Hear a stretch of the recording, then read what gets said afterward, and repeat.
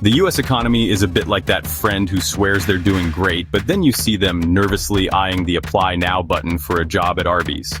US Treasury Secretary Scott Bessent recently stated that there are no guarantees against a recession. He's right, of course. Remember 2020? Yeah, nobody had global pandemic on their bingo card. This year, the economic tea leaves are looking murky. Experts are throwing around terms like trade wars, tariffs, and inverted yield curves like confetti at a bad economics-themed party. Let's break it down.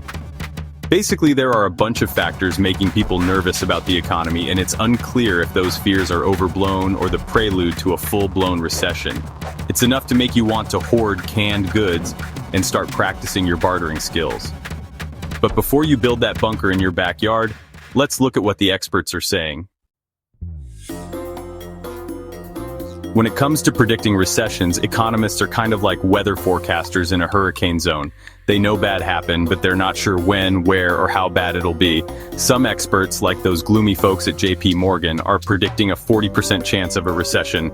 Others, like the ever so slightly less gloomy folks at S&P Global Ratings, put the odds at a slightly less panic-inducing 25%. The American Bankers Association, bless their hedging hearts, are saying there's a 30% chance of a recession this year or next.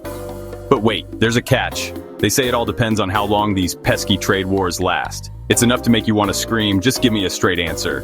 But the economy, much like your love life, rarely cooperates with your desire for straightforward answers. So, yeah, the forecasts are about as clear as a magic 8-ball after one too many eggnogs.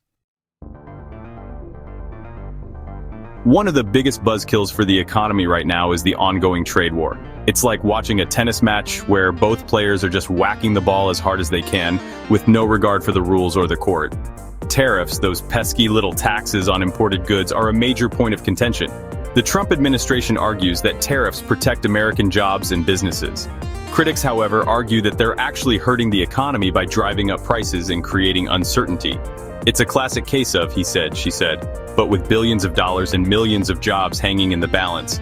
The trade war with China in particular is making everyone nervous. It's like watching two gorillas fight over a banana, except the gorillas are economic superpowers and the banana is global trade dominance, not exactly a recipe for economic stability. The Trump administration is facing a delicate balancing act. On one hand, they want to project confidence in the economy and assure everyone that things are going great.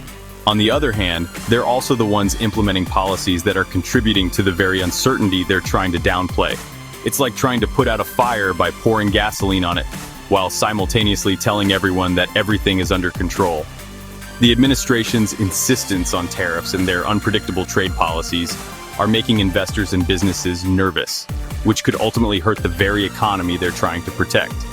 It's a tough situation, and it remains to be seen if the administration can pull off this high-stakes balancing act without dropping the ball, or the economy.